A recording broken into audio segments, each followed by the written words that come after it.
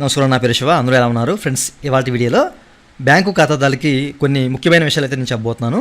వీడియోలోకి వెళ్ళే ముందు ఇలాంటి విషయాలు మీరు మరిన్ని తెలుసుకునే కింద సబ్స్క్రైబ్ బటన్ ఉంది, దాన్ని ట్యాప్ చేసి మన సబ్స్క్రైబ్ చేసి పక్కనే ఉన్న బెల్ బటన్ని యాక్టివేట్ చేయండి. అండ్ అంతేకాకుండా లైక్ చేసి మన ఛానల్ సపోర్ట్ చేయండి.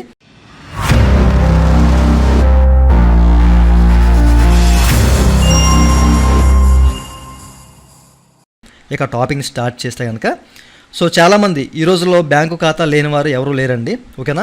వీటిలో ముఖ్యంగా మనకి ఏంటంటే మీరు ఇక్కడ చెక్ చేసుకోవచ్చు. పబ్లిక్ సెక్టర్ బ్యాంక్స్ కానివ్వండి, ప్రైవేట్ సెక్టర్ బ్యాంక్స్ కానివ్వండి, స్మాల్ ఫైనాన్స్ బ్యాంక్స్ కానివ్వండి, అలాగే పేమెంట్స్ బ్యాంక్స్ అండి, అండ్ రీజనల్ రూరల్ బ్యాంక్స్ కానివ్వండి, ఇట్లా అనేక రకాల బ్యాంక్స్ అయితే ఉన్నాయండి. ప్రతి ఒక్కరికి ఒక బ్యాంక్ అకౌంట్ అయితే ఉంటుంది. అది పబ్లిక్ సెక్టర్ కానివ్వండి, ప్రైవేట్ సెక్టర్ కానివ్వండి, బ్యాంక్ అకౌంట్ అయితే ఉంటుంది. అయితే వీళ్ళు ఎప్పటికప్పుడు సర్వీస్ ఛార్జెస్ అనేవి అప్డేట్ చేస్తూ ఉంటారండి. మనకేంటంటే 1 జనవరి 2024 నుంచి కొన్ని బ్యాంక్స్ అనేవి సర్వీస్ ఛార్జీలు అనేవి అప్డేట్ చేసుకొచ్చాయి. అలాగే 2023లో కూడా కొన్ని బ్యాంక్స్ అనేవి ఈ యొక్క సర్వీస్ ఛార్జీలను అప్డేట్ చేశాయి. కొన్ని అట్లానే రన్ అవుతున్నాయి. అయితే ఇప్పుడు నేను చెప్పే బ్యాంకులు తప్ప వేరే బ్యాంక్స్కి అయితే ఇవన్నీ వర్తించవు అనమాట. ఆ బ్యాంక్స్ అనేవి ప్రీవియస్లో ఏదైతే అప్డేట్ తీసుకొచ్చాయో ఈ యొక్క సర్వీస్ ఛార్జీల మీద అవే రన్ చేసుకుంటూ వస్తున్నాయి. బట్ ఇప్పుడు నేను చెప్పే బ్యాంక్స్ మాత్రం కొన్ని సేవల్లో సర్వీస్ ఛార్జీలు అనేవి కొన్ని మార్పులు అయితే చేసేయండి. ప్రతి ఒక్కరికి తెలియాలి అన్న ఉద్దేశంతో నేను చెప్తున్నాను అనమాట. మనకేంటంటే ఈ యొక్క మే 1 నుంచి కొత్త బాధలు అయితే స్టార్ట్ అయిపోయింది అనమాట సర్వీస్ ఛార్జీల రూపంలో. అదేంటి, ఏ బ్యాంకు ఏంటి అనేది మీకు చూపిస్తాను. ఫస్ట్ ఆఫ్ ఆల్ సరికి మనకి ఏంటంటే ఐసిఐసిఐ బ్యాంక్ అండి. ఐసిఐసిఐ బ్యాంక్ ఏంటంటే మే 1వ తారీఖు నుంచి కొన్ని సర్వీస్ ఛార్జెస్లో మార్పు అయితే తీసుకొచ్చింది. మీరు ఇక్కడ చెక్ చేసుకోవచ్చు. అనేక రకాల సేవింగ్ అకౌంట్స్ అయితే ఉన్నాయి. అండ్ లోన్ సంబంధించి కానివ్వండి, డీమ్యాట్ సంబంధించిన cards, credit cards are debit cards, salary accounts, ఇట్లా కొన్ని ఉన్నాయండి. మీరు క్లిక్ చేసి ఓపెన్ చేసుకోండి, ఓకేనా. ఇవన్నీ నేను చెప్పాలంటే వీడియోలు ఎంత అయిపోతుంది కాబట్టి క్లిక్ చేసి ఓపెన్ చేయండి. బట్ నేను సేవింగ్ అకౌంట్స్లో రెగ్యులర్ సేవింగ్ అకౌంట్ ఇక్కడ క్లిక్ చేసి ఓపెన్ చేస్తున్నాను, ఓకేనా. మీకు సంబంధించిన అకౌంట్ ఏదైతే ఉందో దాన్ని ఓపెన్ చేసుకోండి. ఎందుకంటే మనకి మే 1వ తారీఖు నుంచి కొత్త మార్పులు అయితే చేశారన్నమాట ఈ యొక్క సర్వీస్ ఛార్జీల రూపంలో, ఓకే. ఇప్పుడు నేను రెగ్యులర్ సేవింగ్ అకౌంట్ని క్లిక్ చేసి ఓపెన్ చేశానండి. ఓపెన్ చేయగానే మనకి ఇట్లా ఒక పీడిఎఫ్లో ఫామ్ అయితే ఓపెన్ ఉంది. అన్నీ కాదు, కొన్ని మాత్రమే ఈ యొక్క రెగ్యులర్ సేవింగ్ అకౌంట్స్లో కొన్ని మాత్రమే అది మనకి హైలైట్ చేశారండి. ఇక్కడ చూడొచ్చు, విత్ ఎఫెక్టివ్ ఫ్రమ్ 1 మే 2024, 1 మే 2024 అని చెప్పేసి అయితే క్లియర్గా మెన్షన్ చేశారు. ఇవి మాత్రమే మీకు వర్తిస్తాయి అనమాట, అన్నీ కాదు. మీరు క్లియర్గా చెక్ చేసుకోవచ్చు, ఓకేనా. మనకి ఇక్కడ కూడా మెన్షన్ చేశారు 1 మే 2024 అని చెప్పేసి క్లియర్గా మెన్షన్ చేశారు. ఇక్కడ ఏంటంటే డెబిట్ కార్డు ఫీజెస్ అలాగే చెక్ బుక్ అని చెప్పేసి మెన్షన్ చేశారన్నమాట. ఇక్కడ ఏంటంటే debit card fee, annual fee అనేది 200 రూపీస్ గాను, అలాగే గ్రామీణ లొకేషన్లో 99 రూపీస్ గాను ఇక్కడ మెన్షన్ చేశారు. అలాగే 25 చెక్స్ అనేవి, ఓకేనా, 25 చెక్స్ అనేవి మీకు ఫ్రీగా లభిస్తాయి. అదనంగా ఏదైనా ఇంకొక చెక్ అంటే 26వ చెక్ కానివ్వండి, 27వ చెక్, ఇట్లా అదనంగా ఎన్ని చెక్కులు తీసుకున్నా ఒక్కొక్క చెక్కి ₹4 ఇక్కడ ఛార్జ్ చేస్తామని చెప్పేసి అయితే క్లియర్గా మెన్షన్ చేశారండి. 1 మే 2024 నుంచి ఇది అమల్లోకి వస్తుందని చెప్పేసి మెన్షన్ చేశారు. మీకు ఎగ్జాంపుల్గా చూపిస్తున్నాను. అండ్ ఇంకా చాలా ఉన్నాయి, మీరు చెక్ చేసుకోవచ్చు, ఓకేనా. ఇక్కడ ఒకటి ఇచ్చారు, ఇక్కడ డీడీ మీద అలాగే పిఓ చలాన మీద కూడా ఇక్కడ ఒక అప్డేట్ అయితే తీసుకొచ్చారు. అలాగే ఐఎంపీఎస్ ఛార్జీలు కూడా పెంచారు, ఓకేనా. మీరు చెక్ చేసుకో, అవుట్వర్డ్ ఛార్జెస్ అనేవి పెంచారు, ఇక్కడ మీరు చెక్ చేసుకోవచ్చు.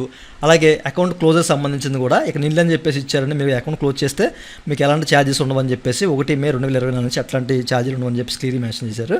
ఇట్లా ఇంకా చాలా ఉన్నాయన్నమాట, మీరు చెక్ చేసుకోండి, ఓకేనా. ఇవన్నీ చెప్పాలంటే వీడియోలు ఎంత అయిపోతుంది. దీనికి సంబంధించిన లింక్ వీడియో కింద మీకు డిస్క్రిప్షన్లో ప్రొవైడ్ చేస్తాను, క్లియర్గా చెక్ చేసుకోండి.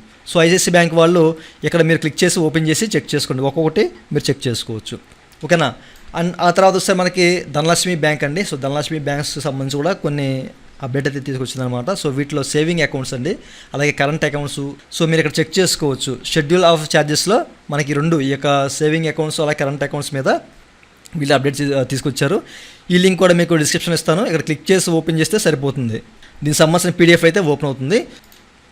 అండ్ ఆ తర్వాత ఫెడరల్ బ్యాంక్ అండి. ఫెడరల్ బ్యాంక్ నుంచి కూడా మనకి ఏంటంటే 1 మే 2020 నుంచి వీళ్ళు కొన్ని సర్వీస్ ఛార్జీలు అనేవి విధిస్తున్నారు. అయితే మనకి ఇండెక్స్ కూడా ఇచ్చారండి, ఏ సెక్షన్లో ఇచ్చారు అనేది క్లియర్గా చెక్ చేసుకోవచ్చు. ఇక్కడ 18 సెక్షన్స్ అయితే ఉన్నాయి. ఒక్కొక్కటి మీరు ఓపెన్ చేసి చెక్ చేసుకోవచ్చు, ఓకేనా. ఇక్కడ మనకి 11 పేజీలు ఉన్నాయి. మీరు ఇక్కడ ప్రతి ఒక్కటి చెక్ చేసుకోవచ్చు, ఓకేనా. ఏ దాని మీద అంటే ఏ సర్వీస్ మీద మీకు ఈ యొక్క ఛార్జెస్ అనేవి వీళ్ళు ఇంక్రీజ్ చేశారు అనేది క్లియర్గా మెన్షన్ చేశారు. ఇక్కడ మనకి సెక్షన్స్ కూడా ఉన్నాయి, మీరు ఓపెన్ చేయండి. అండ్ ఆ తర్వాత మనకి ఏంటంటే ఎస్ బ్యాంక్ అండి. ఎస్ బ్యాంక్ కూడా మనకి ఇక్కడ సేవింగ్ అకౌంట్స్ మీద ఫస్ట్ మే 2024 నుంచి వీళ్ళు అప్డేట్స్ అయితే తీసుకొచ్చారు. ఒక్కొక్కటి ఓపెన్ చేసి మీరు చెక్ చేసుకోవచ్చు ఎక్కడ ఇచ్చారు ఏంటి అని చెప్పేసి.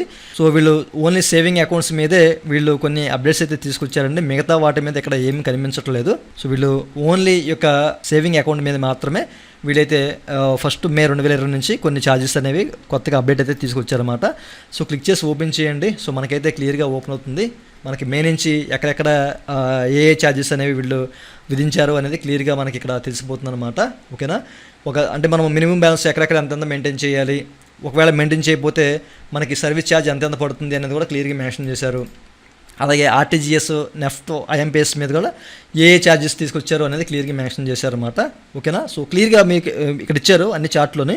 సో క్లియర్గా చెక్ చేసుకొని చదివి సో మీరు ఒక అవగాహన పెంచుకోండి మీ బ్యాంకు. ఓకేనా, మీది ఎస్ బ్యాంకా లేకపోతే మీకు ఫెడరల్ బ్యాంక్ సంబంధించిందా, ఓకేనండి, డీసీబీ బ్యాంక్ సంబంధించిన షెడ్యూలా, ఓకే, అండ్ ధనలక్ష్మి బ్యాంక్ సంబంధించిందా లేకపోతే మీకు ఐసీసీ బ్యాంక్ సంబంధించిందా, మీది ఏంటి అనేది మీరు చెక్ చేసుకొని మీ సర్వీస్ ఛార్జీలు దేనికి ఎంత సర్వీస్ ఛార్జీ ఇంక్రీజ్ చేశారు మనకి మే నుంచి అనేది చూడొచ్చు. ఓకేనా, సో వీటి సంబంధించిన లింక్స్ వీడియో కింద మీకు డిస్క్రిప్షన్లో ప్రొవైడ్ చేస్తాను, క్లియర్గా చెక్ చేయండి. ఇదండి వాళ్ళ వీడియో. ఈ వీడియో మీకు నచ్చినట్టు వీడియో కింద లైక్ బటన్ ఉంది, లైక్ చేసి మన ఛానల్ సపోర్ట్ చేయండి. అలాగే రెండు నిమిషాలు మీరు మన తీసుకునే వీడియో కింద సబ్స్క్రైబ్ బటన్ ఉంది, దాన్ని ట్యాప్ చేసి మనం సబ్స్క్రైబ్ చేసి పక్కన థ్యాంక్ ఫర్ వాచింగ్ అండ్ జై హింద్.